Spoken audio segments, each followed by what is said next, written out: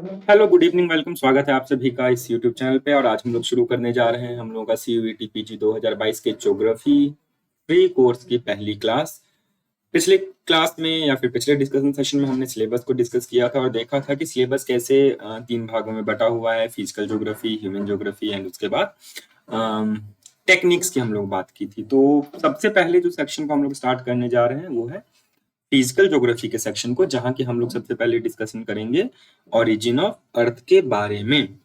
तो सबसे पहले तो अगर तुम लोग ये क्लास देख रहे हो तो मैं ये समझ के चल रहा हूँ कि तुम लोग ऐसे टाइम पास करने के लिए नहीं देख रहे हो, बस चाहते हो कि तुम लोगों का कहीं पे एडमिशन हो जाए, सिलेक्शन हो जाए, इसलिए तुम लोग देख रहे हो। तो एक तो ये जो ये सोया हुआ है ना, ये सो के मत देखना।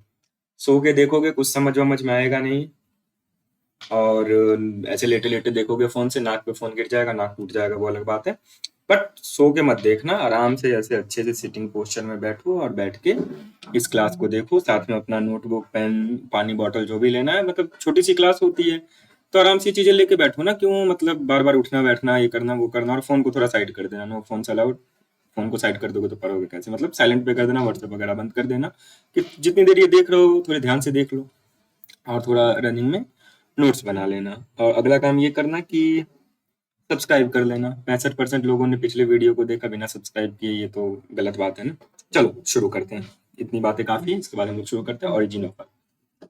देखो, सबसे पहले ये समझो कि जब तुम ओरिजिन ऑफ अर्थ की बात करते हो तो सिर्फ अर्थ की बात नहीं कर रहे होते हो, तुम पूरे यूनिवर्स की बात कर रहे होते हो। क्योंकि देखो, ऐसा तो है नहीं कि अर्थ इंडिविजुअली कहीं से जन्म ले लिया होगा। अर्थ जो पार्ट है वो यूनिवर्स का पार्ट है, और यूनिवर्स की जब हम लोग ओरिजिन को पढ़ेंगे तब उसके अंदर सोलर सिस्टम के प्रेजेंस को पढ़ेंगे, कैसे वो बना है, और तब उसके अंदर अर्थ के उत्पत्ति को पढ़ेंगे। या फिर मान लो अगर यूनिवर्स के उत्पत्ति को नहीं भी पढ़ रहे हो तो कम से कम तुम सोलर सिस्टम की उत्पत्ति को तो पढ़ोगे। तब जाके तुमको समझ में आएगा कि हाँ भाई, कैसे क्या हुआ है, कैसे अर्थ आया, ये सारी बातें।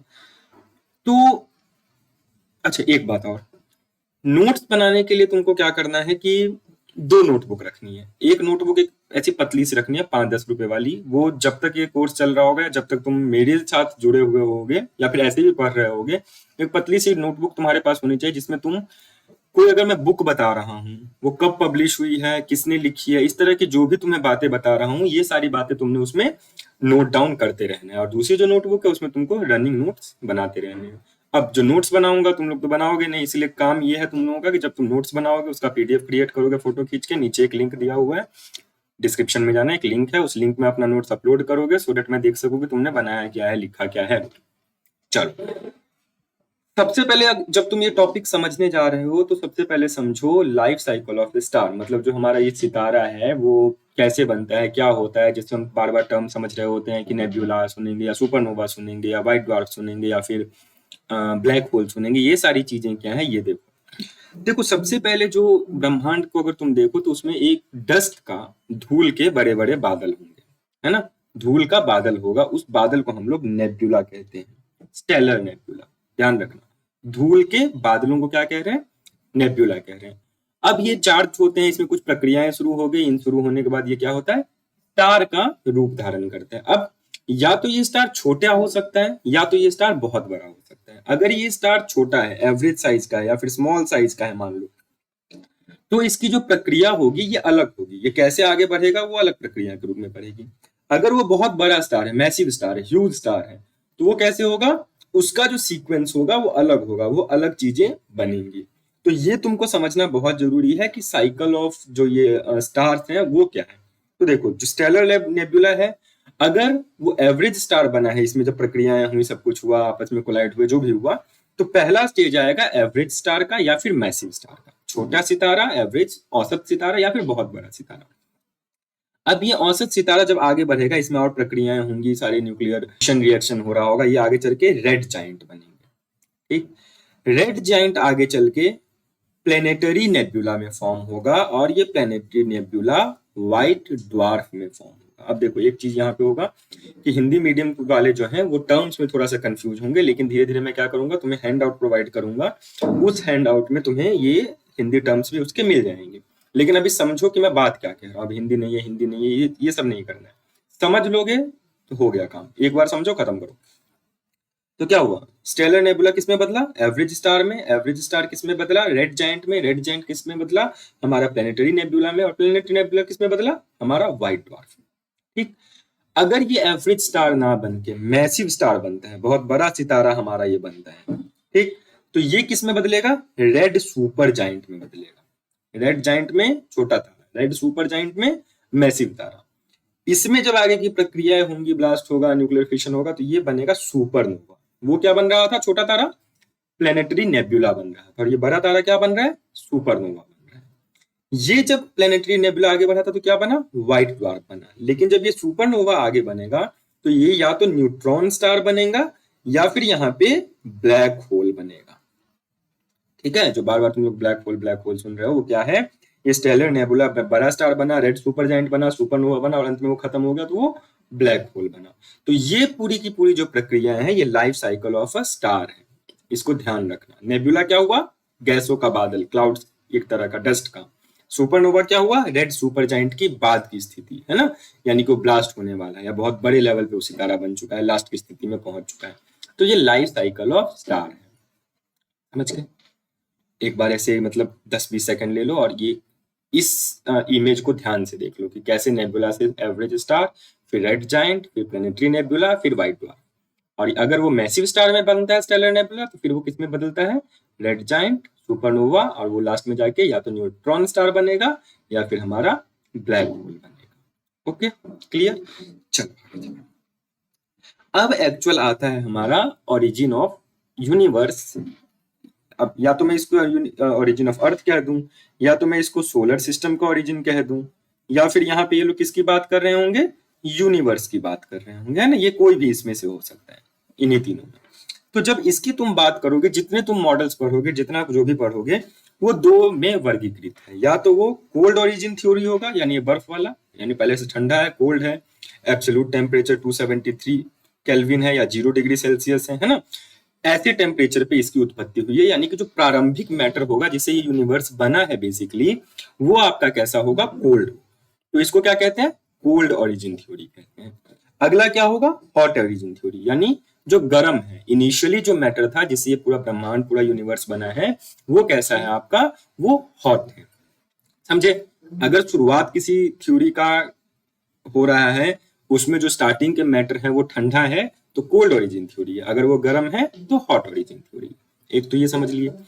दूसरा, on the basis of star, जितने भी तुम थ्योरी पढ़ोगे इसमें इनिशियली कुछ होगा, सब में कुछ ना कुछ शुरुआत में है। अगर शुरुआत में एक हेवनली बॉडी होगा, यानी कि एक आकाशीय पिंड होगा उसमें, तो उसको मोनिस्टिक थ्योरी कहते हैं। ठीक है, अद्वैतवादी थ्योरी कहते हैं। ओके, अगर दो होंगे तो डुअलिस्टिक कहते हैं, और दो से ज्यादा अगर बॉडीज हैं, ठीक है, एक ये स्टार है, एक और स्टार है, एक और स्टार है, 3 स्टार है, या फिर 4 स्टार है, मान लो जैसे यहाँ पे मैंने बनाया, उससे ज्यादा है, इनके मिलने से अगर कोई यूनिवर्स की ओरिजिन की थ्योरी आपकी बन रही है, तो उसको हम लोग बाइनरी या फिर ट्राई हाइब्रिड थ्योरी कहते हैं। ठीक, फिर से ये देख लो, हॉट ओरिजिन, इनिशियल जो चीजें हैं वो हॉट है, कोल्ड ओरिजिन, इनिशियल जो चीजें हैं वो कोल्ड है, मोनिस्टिक जहां पे एक बॉडी इन्वॉल्व है, एक स्टार इन्वॉल्व है, एक हेवनली बॉडी इन्वॉल्व है, डुअलिस्टिक जिसमें दो इन्वॉल्व है, डुअल दो, बाइनरी या फिर ट्राई हाइब्रिड जिसमें दो या उससे ज्यादा, यानी दो से भी ज्यादा बॉडीज इन्वॉल्व हैं, तो वो सारे बाइनरी या फिर ट्राई हाइब्रिड में आते हैं। ठीक, अब क्या करना है, जब आगे मैं तुमको मॉडल बताऊंगा तो अपने दिमाग में तुमको सोचना है, एक तो क्या ये हॉट ओरिजिन है या कोल्ड ओरिजिन है, दूसरा तुमको सोचना है ये मोनिस्टिक है, डुअलिस्टिक है या बाइनरी है। ये तुमको पता होना चाहिए। क्यों, क्योंकि अगर तुमसे मैच द कॉलम पूछ ले, अगर मान लो तुमको, मान लो यहाँ पे जेम्स जीन की थ्योरी है, इमैनुअल कांट की थ्योरी है, और मैच द कॉलम साइड में दे देगी कैसा है, मोनिस्टिक है, डुअलिस्टिक है, हाइब्रिड है, कोल्ड ओरिजिन है, हॉट ओरिजिन है, कैसा है, तो तुम्हें पता होना चाहिए। ये 5 चीजें समझ लो। ठीक, चलो अब शुरू करते हैं मॉडल। अब देखो, जब मॉडल्स की तुम लोग बात कर, मॉडल्स की नहीं, बेसिकली जब हम लोग थ्योरी की बात कर रहे हैं या फिर हाइपोथेसिस की बात कर रहे हैं, तो हम ये देखने को मिलता है, एक तो रिलीजियस पर्सपेक्टिव, फिलोसफिकल पर्सपेक्टिव में देखने को मिलता है कि ये हो गया था, वो हो गया था, ऐसे पृथ्वी बनी थी। जैसे हमारे हिंदुइज्म ट्रेडिशन में देखते हैं कि किस तरह से समुद्र मंथन से पृथ्वी उत्पत्ति हुई, ऐसे सभी ट्रेडिशन में देखने को मिलता है। तो उतना हमको उसका लेना देना नहीं, उससे क्वेश्चन नहीं पूछेगा। क्वेश्चन पूछेगा जो हमारी साइंटिफिक मॉडर्न थ्योरी है, जिसमें कुछ ढंग की बातें की जा रही हैं कम से कम, वो सारी थ्योरी को हम लोग पढ़ रहे हैं। तो पहली थ्योरी जो हमारी आती है वो आती है इमैनुअल कांट का गैसियस हाइपोथेसिस। नाम क्या है हाइपोथेसिस का? इमैनुअल कांट ने दिया था। कौन सी हाइपोथेसिस दी है? Gaseous hypothesis. कब दी है? 1755 में ये थ्योरी इन्होंने प्रपोज की थी। अब इनका जो थ्योरी था, ध्यान से सुनते रहना, सारी एकदम कहानी है, किस्सा कहानी वाली बात है, कोई एकदम टेंशन वेंशन नहीं लेना इसमें, समझो। न्यूटन के लॉ के बेस्ड है। न्यूटन के लॉ आप सभी को पता है। एक न्यूटन नाम का आदमी था, उसके माथे पे सेब गिरा था, तो वो ग्रेविटेशन कुछ ढूंढा था। तो ऐसी बात इसके साथ भी है। इसने उसके बेसिस पे इन्होंने अपना एक थ्योरी दिया था। अब ये थ्योरी में क्या कह रहा है, देखो, ये भाई साहब कह रहे हैं कि इनिशियली क्या थे, कोल्ड और मोशनलेस पार्टिकल डस्ट ऐसे यूनिवर्स में बिखरे हुए थे। इसको इन्होंने कहा प्रीमॉर्डियल मैटर, ऐसे मैटर जो प्रारंभ में उपलब्ध थे। ओके, ये कैसे थे? ठंडे थे और मोशनलेस थे। ठीक, कोल्ड था और ये मोशन में नहीं था, गतिशील नहीं था। अब क्या कहता है कि जैसे जैसे वक्त बीता, धीरे धीरे वक्त बीतना शुरू हुआ, तो ये सारे क्या हुए, ये सारी जो चीजें हैं एक दूसरे के प्रति आकर्षित होती गई। क्यों आकर्षित हुई? ग्रेविटेशन के कारण। तो यानी छोटे छोटे ये जो मैटर थे, डस्ट थे, ये सारे क्या हो गए? मोशन में आ गए। कैसे मोशन में आ गए? रेंडमली मोशन में आ गए, एक दूसरे से टकराने लगे। किसके कारण? ग्रेविटेशन के कारण। अब जैसे ही इन्होंने टकराना शुरू किया, तो तुम लोग जानते हो कि जब एक दूसरे से चीजें हाथ पैसे रगड़ो, क्या होता है? हीटिंग इफेक्ट देखने को मिलता है ना, गर्म हो जाता है। तो इसी तरह से जब दो चीजें टकराती हैं आपस में, तो उसमें क्या होता है? फ्रिक्शन होता है। फ्रिक्शन के कारण क्या होता है? हीट उत्पन्न होता है। तो ये कह रहे हैं इसके कारण क्या हुआ? ये रैंडम मोशन ऐसे ऐसे टकराने के टकराने टकराने क्या होता गया? हीट उत्पन्न होता गया। और साथ में हीट उत्पन्न होते होते क्या हुआ? धीरे धीरे हीट तो उत्पन्न हुआ ही, रैंडम मोशन से ये क्या कह है? ये रोटेटरी मोशन में आ गया। देखो कितनी हवाबाजी वाली बातें कर रहे हैं। पहले क्या बोला? प्रीमॉर्डियल मैटर भाई साहब था, कैसा था? ठंडा था। क्या हुआ उसमें? ग्रेविटेशन का आपस में टकराने लग गए। आपस में टकराने के कारण क्या हुआ? उसमें फ्रिक्शन हुआ, फ्रिक्शन के कारण हीट जनरेट हुआ, साथ में रोटेशनल मोशन जनरेट हो गया। ठीक, ये इन्होंने बात कही। आगे ये क्या कह रहे हैं? Gravitation lead to collision between them. Collision के कारण क्या हुआ? रैंडम मोशन, रैंडम मोशन के कारण फ्रिक्शन, फ्रिक्शन से हीट जनरेट हुआ, स्पिन करने लग गए। अभी स्पिन करते करते क्या हुआ? ये सारे टकराते गए टकराते गए टकराते गए ऐसे आपस में, और एक हॉट नेब्युला बना। नेब्युला क्या है? याद करो, अभी बताया था। तो एक हॉट रोटेटिंग नेब्युला बन गया, है ना? बहुत भारी मास का, हाई स्पीड में रोटेट करने वाला एक नेब्युला बना। अब वो रोटेट कर रहा है नेब्युला। ठीक, मान लो कि ये ऐसे ऐसे थे सारे, ये आपस में ऐसे टकराते गए और ये बड़ा सा ऐसे नेबुला बन गया। ये नेबुला ऐसे रोटेट कर रहा है अपने एक्सिस पे, ऐसे घूम रहा है। अब इसमें ये कहता है कि सेंट्रीफ्यूगल फोर्स का, अब जैसे तुम ऐसे ऐसे गोल ऐसे करके ऐसे ऐसे तेज घुमाओ और छूट जाए तुम्हारे हाथ से, क्या होता है? तो वो बॉल ऐसे चला जाता है ना हमसे दूर। तो उसी तरह से ये क्या कह रहा है कि सेंट्रीफ्यूगल फोर्स यहाँ पे काम करना शुरू हो गया। सेंट्रीफ्यूगल फोर्स स्ट्रांग होता गया, और ये जो घूमता हुआ नेबुला था, इसमें छोटे छोटे जो ये रिंग थे, ये बाहर ऐसे फेंकाते गए। सेंट्रीफ्यूगल फोर्स के कारण इस नेबुला से पीसेस निकल निकल के, मास निकल निकल के बाहर को चला गया, जाते रहा। वो जो 9 बॉल्स निकले, वो जो अलग हुए, उससे बना हमारा प्लेनेट। एकदम सिंपल सी बात, समझे? कुछ इसने बकवास बातें की, ये बातें हमने अपने दिमाग में बिठा लिया।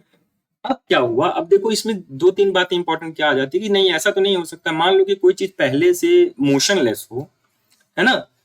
एक, अगर न्यूटन की ही तुम लोग बात करो, तो न्यूटन का एक लॉ होता है, क्या कहता है कि कोई भी बॉडी या तो इनर्शिया में है तो इनर्शिया में रहेगा, रुका हुआ है तो रुका हुआ रहेगा, मोशन में है तो मोशन में ही रहेगा, है ना? ऐसा एक नियम सिद्धांत है न्यूटन का।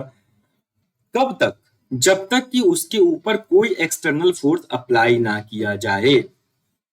ठीक, ये बात याद है ना, 8वीं क्लास में पढ़ा था तुम लोगों ने कि कोई भी ऑब्जेक्ट मोशन पे कब तक रहता है या रेस्ट पे कब तक रहता है? जब तक उसको एक्सटर्नल फोर्स नहीं मिल जाता। जैसे तुम लोग पढ़ नहीं रहे हो, एक दिन डांट पड़ जाएगी टीचर से, तो तुम पढ़ने लग जाते हो। फिर 1-2 दिन में क्या होता है, मतलब रील्स और ये सब दिख जाता है, फिर तुम लोग पढ़ाई बंद कर देते हो। तो ऐसे क्या होता है? हमारे साथ भी होता है। तो उसी तरह से ये न्यूटन क्या कह रहा है कि कोई भी ऑब्जेक्ट अगर रेस्ट पे है तो रेस्ट पे रहेगा, मोशन में है तो मोशन में रहेगा। यहाँ पे इसने इसी से प्रभावित होकर क्या कह रहा था कि नहीं, पहले तो रुका हुआ था, लेकिन फिर ग्रेविटेशनल फोर्स के कारण वो आपस में टकराने लग गए।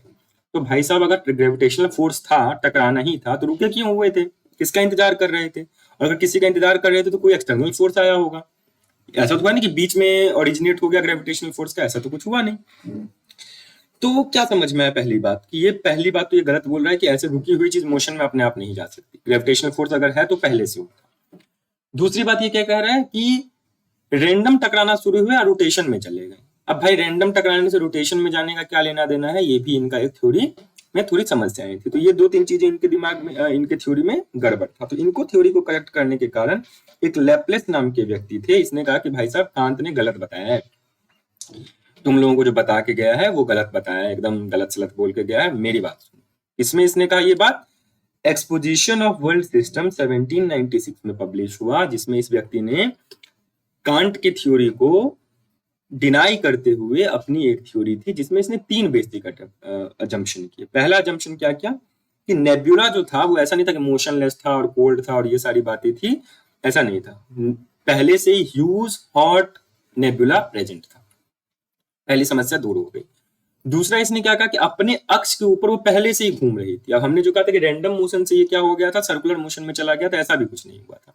ओके, स्पिन कर रहा था अपने एक्सिस पे, और स्पिन करने के कारण क्या होता है, इसमें से हीट का लॉस हो रहा था, जैसे जैसे वो घूम रहा था, जैसे जैसे रोटेट हो रहा था, वो धीरे धीरे ठंडा होता था। ओके, हीट का लॉस हो रहा था। अब देखो जैसे जैसे वो ठंडा होता जाता है, हीट का लॉस होता जाता है, तो क्या होता है, कॉन्ट्रैक्ट होता है। आपको पता है कि जब किसी चीज में हम लोग हीट अप्लाई करते हैं तो वो एक्सपेंड होता है, और किसी चीज में अगर कोल्ड हम ठंडा करें तो वो क्या होता है, कॉन्ट्रैक्ट होता है। ये बात हमेशा ध्यान रखना। ये रॉक वाला जब तुम चैप्टर पढ़ रहे होगे तब भी ये तुम्हें परेशान करेगा। जब तुम चीजों को हीट करते हो क्या होता है, फैलता है, एक्सपेंड होता है। अब ये भी देखो बचपन वाले 6वीं 7वीं में ये पढ़ाते हैं। और दूसरा क्या है, कोल्ड कब होता है, जब जब कोल्ड होता है, कोई चीज ठंडी होती है तो वो कॉन्ट्रैक्ट होता है। ओके, समझिए ये बात। देखा होगा तुमने ट्रेन से जाते हुए तारे ऐसे ऐसे लूज होती हैं, क्यों छोड़ी गई होती हैं, या फिर ट्रेन पर पटरी के बीच में वो गैप्स होते हैं, क्यों होते हैं, या ब्रिजेस पे भी जाओगे तो छोटे छोटे गैप होते हैं, क्यों, क्योंकि सारे मैटर हीट में एक्सपेंड होते हैं, कोल्ड में कॉन्ट्रैक्ट होते हैं, जो टूट फूटना चाहिए इसके कारण ये सारी चीजें हमको देखने को मिलती है। तो ये तुमको याद हो गया कि हीट के कारण एक्सपेंड, कूलिंग के कारण कॉन्ट्रैक्ट। अब जब ये कॉन्ट्रैक्ट हुआ तो साइज इसका कम हुआ। कॉन्ट्रैक्शन क्या होता है, सिकुड़ता है, सिकुड़ा हुआ तो वॉल्यूम कम हुआ, है ना, साइज कम हुआ। जैसी वॉल्यूम और साइज कम होता है तो जो धीरे धीरे ये घूम रहा था या फिर जो वेलोसिटी थी वो वेलोसिटी बढ़ गई, है ना। बड़ी जो ऑब्जेक्ट है वो धीरे रोटेट करे, जब वो कॉन्ट्रैक्ट होता जाएगा तो क्योंकि वो स्पीड में था तो वो स्पीड और उसका बढ़ा, वो तेजी से और घूमने लग गया। अब ये कॉन्ट्रैक्ट हुआ, तेजी से घूमने लग गया। और दूसरा क्या है, वो क्योंकि ठंडा हो गया था तो ऊपर की लेयर कहीं ना कहीं टूट रही थी, वो कमजोर हो गई थी उसके साथ। तो उसके कारण क्या हुआ, जो आउटर लेयर था वो टूट टूट के अलग होता गया और प्लेनेट सेपरेट होते गए। दोनों की थ्योरी समझे। कांट ने क्या कहा था कि मोशनलेस है, टकराया, रैंडम मोशन हुआ, स्पिन करना शुरू हुआ, उस स्पिन करते करते क्या हुआ, सेंट्रीफ्यूगल फोर्स ने काम किया और ये प्लेनेट हमारे अलग अलग होकर ग्रह बन गए। इसने क्या कहा, नहीं पहले मोशनलेस नहीं था, पहले से ही नेबुला मोशन में था, है ना, अपने एक्सिस पे। ये क्या बन गया, ये सब नहीं बनाना है, ये मोशन में था, नेबुला ऐसे मोशन में घूम रहा था। मोशन में घूमते घूमते क्या हुआ, ये ठंडा होता गया, ठंडा होने से क्या हुआ, कॉन्ट्रैक्ट हुआ, कॉन्ट्रैक्ट होने से क्या हुआ, ये छोटा होता गया, छोटा होने के कारण क्या हुआ, इसकी स्पीड बढ़ गई, स्पीड बढ़ने से क्या हुआ, सेंट्रीफ्यूगल फोर्स लगा, सेंट्रीफ्यूगल फोर्स से क्या हुआ, ये जो प्लेनेट है वो अलग होके अलग हो गए। तो ये दो थ्योरी तुम्हारी, पहली दो थ्योरी तुमको देखने को मिल गई। किसकी, किसके याद रखना है, ये वाला कांट 1755 गैसियस हाइपोथेसिस, दूसरा कौन सा है, नेबुलर हाइपोथेसिस, लैपलेस ने दिया था। ठीक है, अब 10-20 सेकंड ऐसे दिमाग में, ऐसे अभी जो हमने बातें की है अपने दिमाग में बिठाओ, सोचो कि क्या मैंने बात बोली। जिसको नहीं समझ में आया नीचे कमेंट में लिख देना, फिर से बता दूंगा अगले क्लास में, वैसे समझ में आ गया फिर थोड़ा ऐसे पीछे करके देख लेना, सब कर लेना। तो ये दो हाइपोथेसिस है। अब ये इतना कॉन्फिडेंट था ना, ये जो अभी हमने पहले स्लाइड में लिखा था कि तुम मुझे मैटर दो अपन यूनिवर्स बना के देगा, ऐसी ऐसी कुछ इसने बातें की थी। ये अपने मॉडल इतना इतना ये अपने आप को इंटेलिजेंट समझता था भी।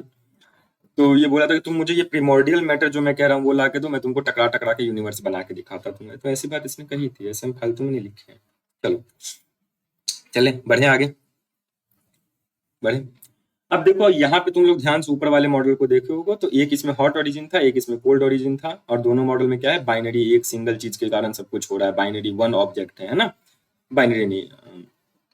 हमारा यहाँ पे क्या देखने को मिला कि सिंगल है ना, तो ये मोनिस्टिक कॉन्सेप्ट में दोनों आएंगे। मोनिस्टिक कॉन्सेप्ट में कांट एंड लैपलेस का मॉडल हमें देखने को मिला। अब आते हैं ये कैम्बरलिन जो भी इनका नाम है, इस व्यक्ति ने एक मॉडल दिया। अब ये थोड़ा सा अलग है। कैसे अलग है कि ये सिंगल स्टार की जगह ड्यूल स्टार का कॉन्सेप्ट लेके आता है। ठीक है, ड्यूअलिस्टिक मॉडल में ये हमको देखने को मिलता है।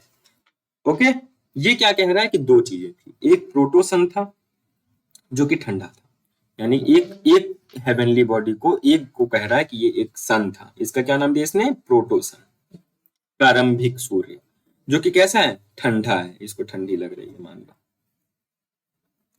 और दूसरा क्या था, इंट्रूडिंग या कंपेनियन स्टार, एक उसका साथी सितारा है जो कि आ रहा है। ओके, अब ये क्या कह रहा है कि ये जो ये हमारा मान लो ये सूरज है, ये सूरज, और ये हमारा इंट्रूडिंग स्टार। ये कह रहा है कि इंट्रूडिंग स्टार इसके बार बार साथ में आते थे, ऐसे निकलते थे, और जैसे ये निकलता था तो ये इसके ऊपर क्या लगता था, फोर्स लगाता था, फोर्स के कारण हमारे रिंग सेपरेट हुए, और रिंग सेपरेट होने के कारण क्या बना, हमारा यूनिवर्स या फिर सोलर सिस्टम बना है।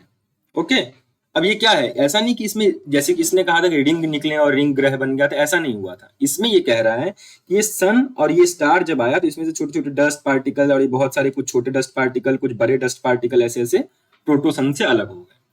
ये बड़े डस्ट पार्टिकल ने ये जो प्लैनेट्स हैं हमारे, उसके न्यूक्लियस का काम किया, एक तरह से स्टार्टिंग एक बेस मैटर प्रोवाइड किया, जिसमें उसकी अपनी ही, क्योंकि वो एक बड़ा बॉडी था तो छोटे बॉडी को अट्रैक्ट करेगा, आप लोग जानते हैं, तो वो बड़ा बॉडी जो अगल बगल के धूल कण थे वो उसको अट्रैक्ट करते गए और टकराते गए, और ये जो मैटर था ये न्यूक्लियस की तरह काम किया, और बाकी वो धूल कण उससे टकराते गए, और उसके कारण हमारे ये प्लैनेट्स बने। और ये जो प्रोटोसन है ये हमारा आज का सन है जो कि गर्म हो गया है। ठीक, कुछ नहीं इसमें से तुमको पूछेगा, बस इसमें से ये पूछेगा कि ड्यूलिस्टिक है, मोनोस्टिक है, बाइनरी है या क्या है, किसने दिया था प्लैनेटेसिमल हाइपोथेसिस और कब दिया था। तो चैम्बरलिन और मोल्टन ने 1904 में दिया था प्लैनेटेसिमल हाइपोथेसिस, चैम्बरलिन ने दिया था। इसमें डुओ स्टार होते हैं, एक प्रोटोसन होता है, एक इंट्रूडिंग स्टार होता है या कंपेनियन स्टार होता है। इंट्रूडिंग स्टार के आने से क्या होता है, इसके गैसियस वैसियस पार्टिकल सब जो अलग हो गए, ठीक है, जो प्रोटोसन के पार्टिकल थे टूट टूट के अलग हो गए थोड़े, जो न्यूक्लियस उसका बना, जो बड़े मैटर थे उसने छोटे छोटे और चीजों को अट्रैक्ट किया, और इसके कारण क्या हुआ, ये हमारा सोलर सिस्टम के ग्रह बने। ओके, अब ये कौन सा था, ड्यूअलिस्टिक, याद रखना। अब इसके आगे एक टाइटल हाइपोथेसिस है जिसको जेम्स जीन ने दिया था। ओके, ये बहुत इंपॉर्टेंट एक थ्योरी आता है, जेम्स जीन एंड जेफरी का, बाद में उसमें करेक्शन आता है, ये याद कर लेना कि जेम्स जीन एंड जेफरी का मॉडल हमको देखने को मिलता है। तो जेम्स जीन ने क्या कहा, जेम्स जीन कह रहा है कि जैसे ये प्रोटोसन की हम लोगों ने बात की थी, तो जैसे ये प्रोटोसन है वैसे इसने कहा कि एक सन था हमारे सोलर सिस्टम में, है ना, एक स्टार था, प्रोटोसन, प्रोटोस्टार, एक स्टार था, और दूसरा क्या था, एक और सितारा था जिसको इसने भी कहा इंट्रूडिंग स्टार। इंट्रूडिंग स्टार इस तरह से था कि उसको पास करना था हमारे सूरज के पास से, प्रोटोसन के पास से। तो ये क्या हो रहा है, ये इसके ऐसे पास से गुजरा और ऐसे दूर चला गया। ठीक, इसके कारण क्या हुआ, यहां से एक ऐसे सिगार नुमा आकृति निकली जो कि बाद में सोलर सिस्टम बना। अच्छा देखो क्या कह रहे हैं, ये सिगार होता है ना, ऐसा सिगार नाम का एक सिगरेट तरह की चीज होती है जिसको सिगार कहते हैं। ओके, ये देख लो इसका फोटो, ये हमारे कौन से हैं, जेम्स जीन साहब। ये क्या कह रहे हैं, ये हमारा एक सन है, और यहाँ पे एक हमारा इंट्रूडिंग स्टार है। ओके, ये इंट्रूडिंग स्टार इधर से इस तरह से इसका नियत है कि ये ऐसे आएगा और ऐसे चला जाएगा। ठीक, अब जो फोर्स होता है ना ग्रेविटेशन का, अब ये क्यों इसके बाहर निकल रहा है कि ये इधर आएगा, तो यहां से इसमें क्या हो रहा है, बल्ज जनरेट हो रहा है। बल्ज जनरेट का मतलब क्या हुआ कि यहां से ऐसे ऐसे मैटर ये अपनी तरफ खींच रहा है। ठीक है, जो प्रोटोसन है, प्रोटोसन से ये मैटर को अपनी तरफ खींच रहा है। कौन खींच रहा है, इंट्रूडिंग स्टार खींच रहा है।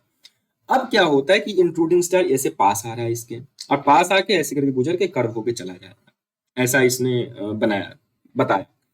अब देखो, अगर तुम ग्रेविटेशनल की फोर्स की बात करो तो वो होता है Gm1m2/r²। ये r क्या है, r होता है दो बॉडीज के बीच के डिस्टेंस, यानी दो बॉडीज का जो ये है, इन दोनों का डिस्टेंस जैसे जैसे बढ़ता है, दो बॉडीज के बीच में डिस्टेंस जैसे जैसे बढ़ता है, फोर्स ऑफ ग्रेविटेशन कम होता है। ठीक, और जैसे जैसे दो बॉडीज के बीच में डिस्टेंस कम होते जाता है, फोर्स ऑफ अट्रैक्शन यानी फोर्स ऑफ ग्रेविटेशनल अट्रैक्शन बढ़ते जाता है। समझे ये बात, r² है इनवर्स रिलेशन, r बढ़ेगा फोर्स ऑफ ग्रेविटेशन घटेगा, आर घटेगा, फोर्स ऑफ ग्रेविटेशन बढ़ेगा। यानी कि इंट्रूडिंग स्टार जब इस सन से दूर था कहीं तो कम ग्रेविटेशन लग रहा था, तो कम मास ऐसे निकल रहा था, ये वाला हिस्सा मान लो निकल रहा था। और जैसे ही ये इसके पास आ गया एकदम, तो उससे क्या हुआ, ये आर के बीच में डिस्टेंस क्या है, एकदम कम हो गई, है ना, दोनों बॉडीज के बीच में डिस्टेंस कम हो गया, आर का वैल्यू कम हो गया। तो उससे क्या हुआ, ये फोर्स ऑफ ग्रेविटेशन ज्यादा लगा। जब फोर्स ऑफ ग्रेविटेशन ज्यादा लगा तो क्या हुआ, ये देखो ये बीच वाला जो साइड है वो निकला, पुल हुआ इससे। और जब ये फिर दूर जाने लगा, फिर से दूरी बढ़ने से क्या हुई, ग्रेविटेशनल फोर्स कम होती गई। उससे क्या हुआ, फिर से ये इस तरह का शेप बन के एक फिलामेंट, इसको फिलामेंट ये कह रहे हैं, सिगार शेप्ड फिलामेंट बाहर निकल गया। किससे अलग होके, प्रोटोसन से अलग होके। विद टाइम क्या होता है, अब ये देखो इसमें तो इसके कारण क्या हो रहा होगा, हमारा ये सन गर्म रहता है ना। अब बताओ कोई भी स्टार जो है, मान लो ये सन है, सन का सोर्स ऑफ एनर्जी क्या है, कौन सा रिएक्शन होता है source of energy of sun, comment करके बताओ जरा, देखें तुम्हें कितना आता है। तो यहां से क्या हुआ, ये सिगार से ऑब्जेक्ट ऐसे इससे बाहर निकल गया। अभी सिगार से ऑब्जेक्ट क्या है, ठंडा होगा धीरे धीरे। तो जैसे जैसे ये ठंडा होता जाएगा तो फिर से कॉन्ट्रैक्शन होगा, कॉन्ट्रैक्शन होने के कारण क्या होगा, सिकुड़ेंगे, सिकुड़न के कारण क्या होगा, ये धीरे धीरे टूटेगा, तो धीरे धीरे टूटने के कारण क्या होता है, ये यहाँ पे इस तरह से प्लैनेट्स का निर्माण हमें देखने को मिलता है। तो इसी सिगार शेप्ड फिलामेंट से हमारे सारे के सारे प्लैनेट्स बने हुए हैं। अगर ध्यान से देखो तुमको, अगर सोलर मंडल में हमारे जो ग्रहों के नाम याद हैं तो देखो बुध, शुक्र, पृथ्वी, मंगल, है ना, जुपिटर, सैटर्न, ऐसे करके ग्रह बढ़ते हैं, साइज बढ़ते जाते हैं। देखियो सोलर सिस्टम का फोटो कभी, और बीच में जाने के बाद जुपिटर आता है, सैटर्न आता है, फिर से साइज थोड़ा कम होने लगता है, छोटा होने लगता है, ऐसी ऐसी कुछ बात हमने की थी, अगर याद हो सोलर सिस्टम की चीजें तो ये जो एक्सप्लेनेशन है बहुत सटीक बैठता है कि हाँ भाई एक इंट्रूडिंग स्टार आया होगा जिसमें से सन में से फिलामेंट को, सिगार शेप्ड फिलामेंट को खींचा होगा, और इसके कारण क्या हुआ, हमारा सोलर सिस्टम में ये सारे ग्रह बने। ठीक है, देख लो ध्यान से, इसमें कोई डाउट है, कोई कंफ्यूजन है तो एक बार समझ लो ध्यान से, कहाँ पे तुमको प्रॉब्लम हो रही है, लिख लेना नीचे, हम बता देंगे। अब ये जेफरी नाम के एक भाई साहब आए, जेफरी ने इसकी करेक्शन दी। करेक्शन में क्या दिया, इसने बताया कि थोड़ा सा गड़बड़ है। थोड़ा सा गड़बड़ क्या है कि ये वाली बात को मैं नहीं मानता हूं। किसने कहा ये बात, ये जेफरी ने कहा। जेफरी ने कहा नहीं भाई, दो स्टार नहीं थे, एक तो हमारा प्रोटोसन था, एक हमारा एक कंपेनियन स्टार था, है ना, और एक हमारा दूसरा सितारा था जो इंट्रूडिंग स्टार था। ठीक है, एक सूरज, एक हमारा कंपेनियन सितारा और एक इंट्रूडिंग सितारा। ठीक, अब क्या होता है, ये जो सितारा हमारा आ रहा है, इंट्रूड कर रहा है, इसके इलाके में घुसने की कोशिश कर रहा है, ये सीधे आके हमारे कंपेनियन स्टार के साथ टकरा जाता है। अब जो लिखा है वो सब छोड़ देना, यहाँ पे जो मैं बता रहा हूँ वो सुनो। जेफरी ने क्या कहा, जेफरी ने कहा नहीं, तुमने तो ये सिगार विगार बताया, ये मेरी समझ से बाहर है, तुम गलत सलत बता रहे हो। एक्चुअली में दो स्टार नहीं थे, तीन स्टार थे, एक हमारा सन था, एक हमारा प्रोटो स्टार, एक कंपेनियन स्टार था, और एक हमारा इंट्रूडिंग स्टार था। ये इंट्रूडिंग स्टार बहुत तेजी से आके इससे हेड ऑन कोलिजन होता है, मतलब टकरा जाते हैं, और टकराने के कारण क्या होता है, ये सितारे टूट विखंडित हो जाते हैं। ये तो अपना चला जाता है टकरा के, ये इसका टुकड़ा टुकड़ा उड़ जाता है, और इसके जो निकले हुए छोटे छोटे मलबा है, मैटर है, इन सब से ये, अब क्योंकि ये बड़ी बॉडी थी, ये छोटे हो गए टूट टूट के, तो इसके अराउंड रिवॉल्व करने लग जाते हैं। तो ये बात किसने कही थी, जेफरी ने। बहुत बार क्या होता है, हम लोग कंफ्यूज होते हैं कि जेम्स जीन और जेफरी ने एक ही बात कही थी, जीन्स एंड जेफरी ने एक ही बात कही थी, लेकिन जेम्स जीन ने अलग बात कही थी और जेफरी ने उसका करेक्शन किया था, और उसने बिल्कुल अलग बात कही थी। इसने क्या बताया था, डुअलिस्टिक थ्योरी बताई थी, किसने, जेम्स जीन ने। जेफरी क्या हो रहा है, तीसरा स्टार भी देखो ले आया, है ना, यहाँ पे देखो 3 स्टार आ गए, ट्राई हाइब्रिड थ्योरी हो गया, तो कंप्लीटली डिफरेंट है। इसमें सिगार शेप्ड का इजेक्शन हुआ था, यहाँ पे नहीं, सिगार शेप का कुछ लेना देना नहीं है, टकराए थे दोनों, कंपेनियन एंड इंक्लूडिंग स्टार। ठीक है, तो ये बात ध्यान से देखो यहाँ पे। ओके, तो समझ में आया ये जेम्स जीन की थ्योरी क्या थी और इसमें जेफरी ने क्या बात कही थी, एक बार देख लो ध्यान से। सिगार शेप्ड क्या क्या यहाँ पे कह रहा है, देखो कि sun big gases hypothesis stationary position में रोटेट कर रहा था, इंट्रूडिंग स्टार आया, बहुत हाई मास का था, उसके कारण क्या हुआ, ह्यूज मास डिटैच हो गया सिगार शेप्ड में फिलामेंट, और इसी के ब्रेक डाउन होने के कारण, ठंडा होने के कारण प्लैनेट्स का फॉर्मेशन हुआ। जेफरी ने क्या कहा कि इंट्रूडिंग थर्ड स्टार भी आया कंपेनियन स्टार के साथ, इसको इंट्रूडिंग स्टार ही कहो, ये काटो यहाँ से।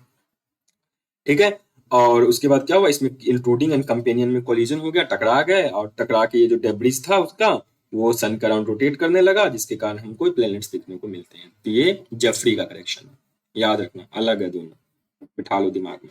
चलो चले आगे, कोई डाउट होगा तो नीचे कमेंट बॉक्स में।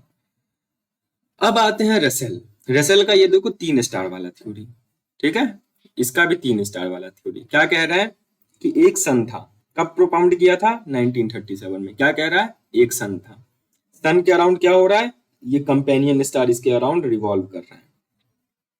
ओके, कंपेनियन स्टार रिवॉल्व कर रहा है। अब क्या होता है, एक थर्ड स्टार आता है, थर्ड स्टार इसके ऐसे रास्ते में आता है, और ये जो आपका इंट्रूडिंग इसका जो कंपेनियन स्टार है उसके उसके ऊपर ग्रेविटेशनल फोर्स करता है, एंड उससे मैटर सेपरेट होता है। उस मैटर के सेपरेट होने से क्या होता है, हमारा जो प्लैनेट्स है उसका फॉर्मेशन हमें देखने को मिलता है। तो 3 स्टार का, ठीक। हाइपोथेसिस वाज गिवन बाय 1937 में। सन था, कंपेनियन स्टार था जो सन के अराउंड रिवॉल्व हो रहा था, एक इंट्रूडिंग स्टार था, घुसपैठिया तारा, जो कि इनके क्षेत्र में आया। इनके क्षेत्र में आने के कारण उसने क्या किया, उसने किसको इंपैक्ट किया, उसने हमारे कंपेनियन स्टार को इंपैक्ट किया।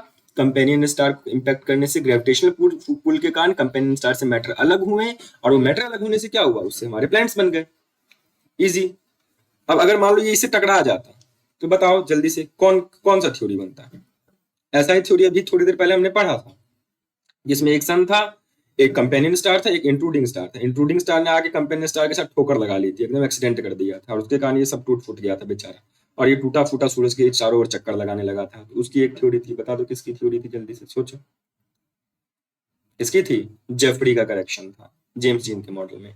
लेकिन अब ये देखो ना, जेम्स जीन और जेफरी के थ्योरी के बीच का कहीं पे तुमको नहीं लग रहा है कि ये बाइनरी हाइपोथेसिस रसेल दे रहा है, जो कि कह रहा है कि हाँ एक प्रोटोसन था, स्पिन कर रहा था, बाकी सब चीजें थी, एक कंपेनियन स्टार था, इंट्रूडिंग स्टार है, उसने कंपेनियन स्टार से चीजों को लेके गया। ठीक है, ट्राई हाइब्रिड थ्योरी, समझ गए, समझे या नहीं समझे? बहुत कंफ्यूजन नहीं होना, एकदम ओवरवेल्म्ड ये से होके मतलब दिमाग खराब नहीं करना, पता नहीं क्या क्या बोल रहे हैं। एक तारा, 2 तारा, 3 तारा, ऐसे हम लोग चल रहे हैं। कांट में एक था, गैसियस था, रुका हुआ था, टकराए, रोटेट हुए, फिर उसको किसने किया, लैपलेस ने करेक्ट किया। उसके बाद हमारा हमने प्लैनेटिसिमल हाइपोथेसिस देखा थोड़ा, उसके बाद हमने क्या देखा, जेम्स का और जेफरी का उसमें करेक्शन देखा, है ना। अब आगे हम लोग सुपरनोवा हाइपोथेसिस। अब सुपरनोवा क्या है, सुपरनोवा क्या है, पहला स्लाइड याद है, ये है सुपरनोवा। स्टेलर नेबुला से बहुत बड़ा तारा बना, वो सुपर जाइंट में बदला, और उसके बाद सुपरनोवा बना। सुपरनोवा के बाद जब ये ब्लास्ट होता है या कुछ होता है तो ये सुपरनोवा है ना। उसके बाद ये ब्लैक होल या फिर न्यूट्रॉन स्टार बन जाता है। तो वही सुपरनोवा की बात यहाँ पे होगी। क्या बात हो रही है देखो, कह रहा है हॉय नेचर ऑफ यूनिवर्स 1946 में पब्लिश करके कि एक प्रिमिटिव सन था, एक कंपेनियन स्टार था, कंपेनियन स्टार धीरे धीरे क्या हुआ, सुपरनोवा में बदला, है ना, ये सुपरनोवा में बदला, और उसके बाद ये ब्लास्ट हो गया। ब्लास्ट होने के बाद क्या हुआ, इसके बहुत सारे टुकड़े बने। ये टुकड़े क्या हुए, ये जो प्रोटोसन था इसके चारों ओर घूमने लग गया, ऐसे प्लैनेट बना। क्या है इसमें, 2 बातें, एक प्रोटोसन, एक कंपेनियन स्टार। कंपेनियन स्टार क्या हो गया, बड़ा था, धीरे धीरे सुपरनोवा के स्टेज में था, सुपरनोवा से ब्लास्ट हो गया। और देखो उस टाइम में उतना पता नहीं था ना कि ब्लैक होल क्या है सब, तो ये थोड़ा ऐसे थ्योरेटिकल इसने बात की कि ये वाला ब्लास्ट हो गया, इससे कि टुकड़े टुकड़े छोटे हो गए स्टार्स के, और ये स्टार के छोटे छोटे टुकड़े क्या हुआ, हमारे ये सन के चारों ओर रोटेट करने लग गए, और सन के चारों रोटेट करने के कारण क्या हुआ, ये हमारे प्लैनेट्स बन गए। एज सिंपल एज दैट, कुछ इसमें दिमाग वाला लगाने वाला काम नहीं है। बताओ क्या था ये बच्चों वाला। चलो अब लास्ट थ्योरी एक और करके बस ये छोटा सा क्लास हमारा खत्म। अंतिम थ्योरी है बिग बैंग, जो कि सबसे ज्यादा प्रमाणित, एकदम सही बताने वाला चीज, ये सारी बातें हैं, ऐसा कुछ है। अब देखो क्या है, कह रहा कि 2-3 चीजें इन्होंने साइंटिस्टों ने ऑब्जर्व किया। एक तो ऑब्जर्व किया कि ये जो हमारा यूनिवर्स है ना वो एक्सपेंड हो रहा है, बढ़ रहा है, जैसे गुब्बारा ऐसे बढ़ता है ना, वैसे हमारा यूनिवर्स बढ़ रहा है। अब कैसे पता लगेगा कि यूनिवर्स बढ़ रहा है, तो एक चीज में याद रखना तुम लोग, रेड शिफ्ट। रेड शिफ्ट हमेशा याद रखना। होता क्या है कि जैसे जैसे चीज हमसे दूर जाती है ना, कोई चीज हमसे दूर जा रही होगी तो उसका हमारे तक आने में वेवलेंथ बढ़ता है। ऐसा कुछ, ऐसे हम साइंस क्लास में नहीं जाएंगे, बस इतना समझ लो कि जब ऑब्जेक्ट दूर जा रहा होता है तो वो रेड लाइट एमिट करता है, रेड वेवलेंथ की लाइट हमें देखने को मिलती है। और जब कुछ हमारे पास आ रहा होता है तो वो क्या होता है, ब्लू शिफ्ट की तरफ होता है, ब्लूइश कलर में उसमें आने लगता है वेवलेंथ उसका। और जब दूर जा रहा होता है तो किस में आ रहा होता है, रेड में जा रहा होता है। तो उसको क्या कहते हैं, रेड शिफ्ट के नाम से जानते हैं। ओके, अब जब इन्होंने साइंटिस्टों ने लगाया टेलीस्कोप वेलिस्कोप तो देखा कि जो सोर्स ऑफ लाइट है वो धीरे धीरे रेड शिफ्ट की तरफ हो रही है, रेड शिफ्ट हो रहा है उसमें। इस फिनोमेना को उन्होंने ऑब्जर्व किया तो उससे क्या इन्होंने जाना कि जो यूनिवर्स है, जैसे जैसे हमारा टाइम बढ़ रहा है, टाइम आगे बढ़ रहा है, यूनिवर्स भी फैलता जा रहा है। फिर उन्होंने कहा कि मान लो कि टाइम बढ़ रहा है तो यूनिवर्स फैल रहा है, तो उसी तरह अगर टाइम को रिवर्स कर दें, हम टाइम को उल्टा कर दें इस समझने के लिए, तो ये क्या होगा, यूनिवर्स एक्सपेंड करने की जगह क्या होगा, कॉन्ट्रैक्ट करते जाएगा, करते जाएगा, करते जाएगा, करते जाएगा, है ना, वापस आते जाएगा। क्योंकि एक्सपेंड अगर मान लो ऐसे फूक मारो तो ऐसे एक बलून बढ़ रहा है, अगर मैं फूक कर लूं, अगर टाइम, अगर मैं गुब्बारा फुला दिया और उसके बाद टाइम को उल्टा चला दूं तो क्या होगा, वो पिचकता हुआ दिखेगा ना। ऐसे तुमने ये इंस्टा पे वीडियो हम लोग देखते हैं तो क्या होता है, ऐसे रिवर्स कर देते हैं उसको तो उल्टा दिखाई देता है। तो ऐसी बातों में हमको क्या देखने को मिला कि पहले जो ये रेड शिफ्ट हो रहा है, ये चीजें दूर जा रही है, यानी कि अगर टाइम को रिवर्स करते तो यानी वो पास आ रही होंगी, या फिर वो पास होंगी ना, पास होंगी वो। अगर टाइम को उल्टा चलाने लग जाओ तो वो बाहर जाने की जगह एकदम पास आने लगेंगी। तो एक टाइम ऐसा आएगा 13.8 बिलियन ईयर पहले, जब ये सारा का सारा जो मास हमें यूनिवर्स का दिखाई दे रहा है वो एक बॉल के रूप में इकट्ठा हो जाएगा, एक साथ ऐसे जमा हो जाएंगे बॉल के रूप में। उस बॉल को कहते हैं सिंगुलैरिटी या फिर विलक्षणता। क्या कहा, सिंगुलैरिटी या फिर विलक्षणता। अब ये क्या होता है, 13.8 बिलियन ईयर पहले एक ब्लास्ट होता है और ये सारी की सारी चीजें क्या होती है, ऐसे दूर जाने लग जाती है और इस तरह से यूनिवर्स का एक्सपेंशन हुआ। बस लमेयर नाम के एक व्यक्ति थे जिन्होंने ये कॉन्सेप्ट को थोड़ा प्रपोज करने के बारे में बताया था। तो ये है बिग बैंग थ्योरी। बस इतना ही है, यही हमारा ओरिजिन ऑफ अर्थ है। यही सारी थ्योरी जो 5-6 थ्योरी तुमने पढ़ा, ये तुम्हारा ओरिजिन ऑफ अर्थ है। अब देखो नोट तुमने बना लिए होंगे ना। अब इसमें 2-3 चीजें तो खास बात तुमको एकदम पॉइंट में याद रखना है। कंपटीशन की एग्जाम के लिए तुम पढ़ रहे हो ये क्लास, या फिर तुम अपने यूजी का एग्जाम लिखने के लिए पढ़ रहे हो। अगर यूजी के एग्जाम के लिए पढ़े हो तो ये फर्स्ट सेमेस्टर के फर्स्ट उसमें है, तुम लिख पाओगे। तो जो मैंने बताया उसको सब्सटेंशिएट करो अपने बुक के साथ और देखो कि क्या क्या उसमें ड्रॉबैक और ये सब चीजें क्यों लिखनी पड़ती है ना, हमको बहुत सारे स्टेटमेंट्स में लिखनी पड़ती है, तो बुक देखना। अगर तुमने कंपटीशन के लिए सिर्फ पढ़ा, मतलब सीयूईटी पीजी के लिए भी पढ़ा है या फिर यूजी के लिए अगर कोई देख रहा है तो पढ़ लिया मान लो, तो जो मैंने बताया वो मोर देन सफिशिएंट है। किसने दिया, कौन सी थ्योरी दी, कब थी और मूल बात क्या है। अगर मैं तुमसे अचानक से पूछ लूं कि किसके थ्योरी में कंपेनियन स्टार और इंट्रूसिव स्टार में कोलिजन होता है, या फिर मैं तुमसे पूछ लूं किसके थ्योरी के अकॉर्डिंग जो मैटर था वो सबसे पहले क्या था, कोल्ड था और बाद में वो रैंडम मोशन करने लग गया, किसके थ्योरी के मुताबिक।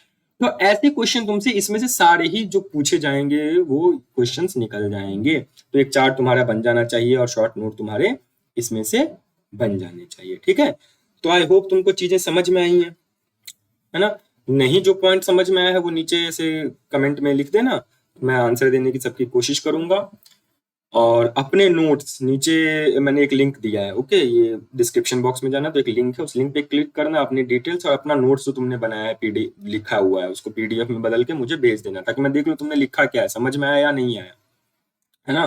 पढ़ रहे हो तो होमवर्क भी करो ना।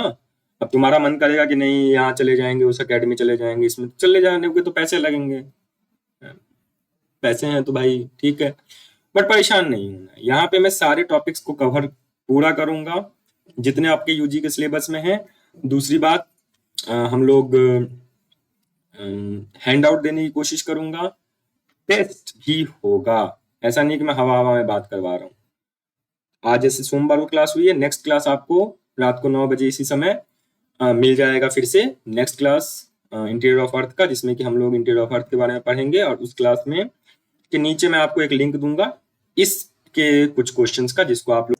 तो चलिए फिर आज की क्लास को हम लोग यहीं पे खत्म करते हैं। आशा है कि आप लोगों को चीजें समझ में आई हैं। थोड़ा लाइक वाइक कर देना और लोगों को भी बता देना, और इधर उधर दौड़ना नहीं है, ठीक है। ध्यान से इस क्लासेस को करो, सारी चीजें तुम लोगों को समझ में आ जाएंगी, कोई ऐसे बहुत बड़ी चीज नहीं है, ओके। और मिलते हैं फिर हम लोग नेक्स्ट क्लास में थर्सडे को 9 बजे, यही आएगा, रिकॉर्डेड ही आएगा फिलहाल। तो लाइव क्लासेस लेने की कोशिश करेंगे धीरे धीरे जब कुछ लोग हो जाएंगे हमारे पास। और फिर संडे को हम लोग ट्राई करेंगे कि एक लाइव सेशन रखें, जिसमें अगर आपको पढ़ाए हुए 2 क्लासेस में से कोई डाउट है तो फिर आप लोग वहाँ पे पूछ सकते हैं। तो तब तक के लिए आप लोग अपना ध्यान रखिए, अच्छे से पढ़िए, रिवाइज करिए बिना स्ट्रेस लिए हुए, क्योंकि बहुत टाइम है ना, अभी टाइम का यूटिलाइज करना है, तो पढ़ते रहिए। Thank you so much for viewing this lecture. जय हिंद।